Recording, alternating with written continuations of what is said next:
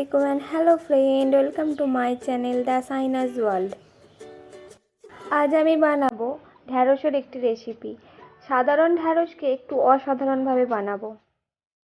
আমার মতো অনেকেরই ঢ্যাঁড়স খেতে ভালো লাগে না, তো এইভাবে রান্না করে একবার ট্রাই করে দেখুন, সত্যি খুব ভালো লাগবে। খুব বেশি উপকরণ লাগবে তা না, কিন্তু খেতে খুব মজাদার হবে। চলুন তাহলে এবার তৈরি করে ফেলি। তার জন্য আমি এখানে নিয়ে নিয়েছি 300 গ্রাম ঢ্যাঁড়স। এরকমভাবে টুকরো টুকরো করে কেটে নিলাম। আমি এখানে কোনাকুনিভাবে কেটেছি, আপনারা চাইলে এরকম নাও কাটতে পারেন। এমনি নর্মাল যেমন কাটে সেরকম কেটে নেবেন।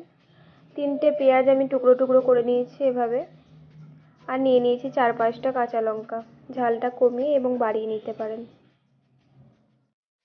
কাঁচা লঙ্কাগুলো এভাবে 2 টুকরো করে নিয়েছি। তারপর নিয়ে নিয়েছি 1 চামচ পোস্ত। পোস্তটা একটু ভেজানোর জন্য সামান্য পানি দিয়ে নিলাম।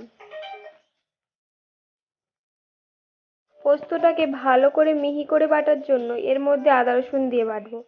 কয়েক কটা রসুনের কোয়া এবং একটুখানি আদা দিয়ে নিলাম, দিয়ে ভালো করে মিহি পেস্ট বানিয়ে নিয়েছি।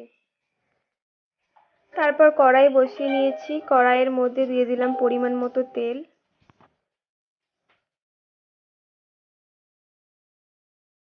এরপর দিয়ে দিচ্ছি একটি শুকনো লঙ্কা 2 টুকরো করে কেটে নিয়েছি।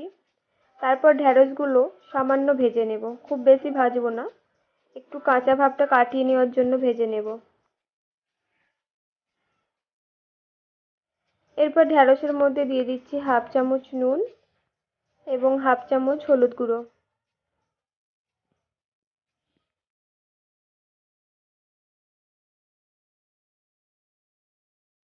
কিছুক্ষণ এটা ভেজে নেব।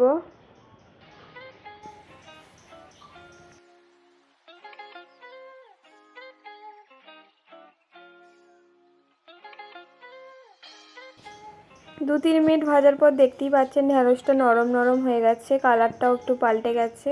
বেশি ভাজবো না, এরকমই ভেজে নিয়ে তুলে নেব।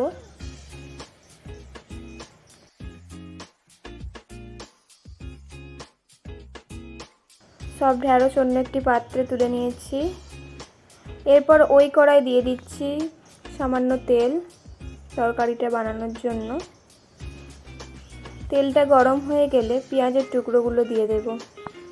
সব পেঁয়াজের টুকরো আমি দিয়ে দিলাম।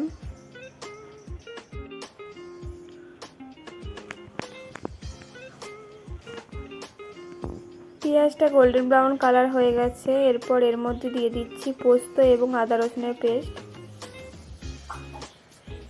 তারপর এর মধ্যে দিয়ে দেব 1/2 চামচ নুন, 1/2 চামচ জিরা পাউডার, 1/2 চামচ গোলমরিচ পাউডার, 1/2 চামচের একটু কম ধনে পাউডার, আর দিয়ে দিচ্ছি 1/2 চামচের একটু কম লঙ্কা গুঁড়ো।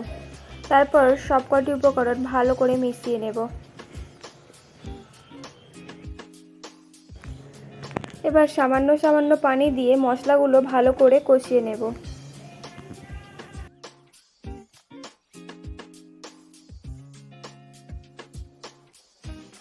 এরপর দিয়ে দিচ্ছি টুকরো করে রাখা লঙ্কাগুলো।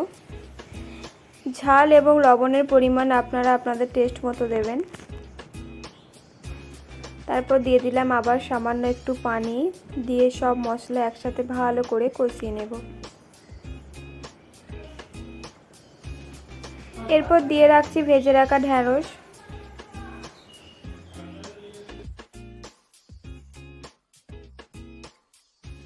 সবকটি উপকরণ একসাথে ভালো করে মিশিয়ে নেব।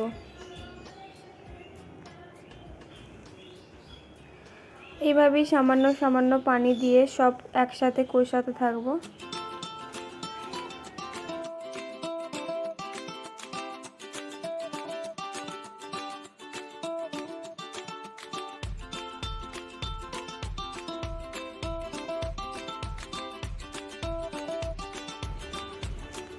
মোট আমি 4 বার পানি দিয়ে কষিয়েছি। প্রথমে মশলাটি 2 বার পানি দিয়ে কষিয়েছি, তারপর ঢ্যাঁড়স দেওয়ার পর 2 বার পানি দিয়েছি। এরপর দিয়ে দিচ্ছি কারি পাতা। কারি পাতা টুকরো টুকরো করে কেটে নিয়েছি। কারি পাতার ফ্লেভার যদি ভালো না লাগে তাহলে নাও দিতে পারেন, কিন্তু এটা দেওয়ার পর খুব ভালো টেস্ট হয়, একটু অন্যরকম লাগে, খেতে খুব সুন্দর হয়। আমার ঢ্যাঁড়স রান্নাটি রেডি হয়ে গেছে, দেখতে পাচ্ছেন। ঢ্যাঁড়সগুলো খুব সুন্দরভাবে সেদ্ধ হয়ে গেছে। এবার আমি নামিয়ে নেব, একটু ভালো করে নাড়াচাড়া করে নিয়ে নামিয়ে নেব।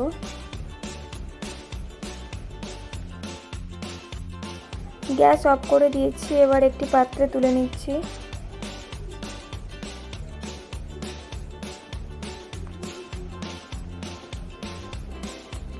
যাদের ঢ্যাঁড়স খেতে একদমই ভালো লাগে না আমার মতো, তারা প্লিজ রেসিপিটা একবার ট্রাই করে জানাবেন কেমন লাগলো। সত্যি খুব অসাধারণ খেতে হয়, খুব ভালো লাগবে আপনাদের। ঢ্যাঁড়সের রেসিপিটি ভালো লাগলে লাইক, কমেন্ট অ্যান্ড শেয়ার করবেন। আমার চ্যানেলে নতুন হলে এবং সাবস্ক্রাইব করা না থাকলে প্লিজ সাবস্ক্রাইব করে নেবেন এবং পাশে থাকা বেল আইকনটি প্রেস করে আমার পাশে থাকবেন। ইনশাআল্লাহ আবার পরের ভিডিওয় দেখা হবে। Thank you for watching. আল্লাহ হাফেজ।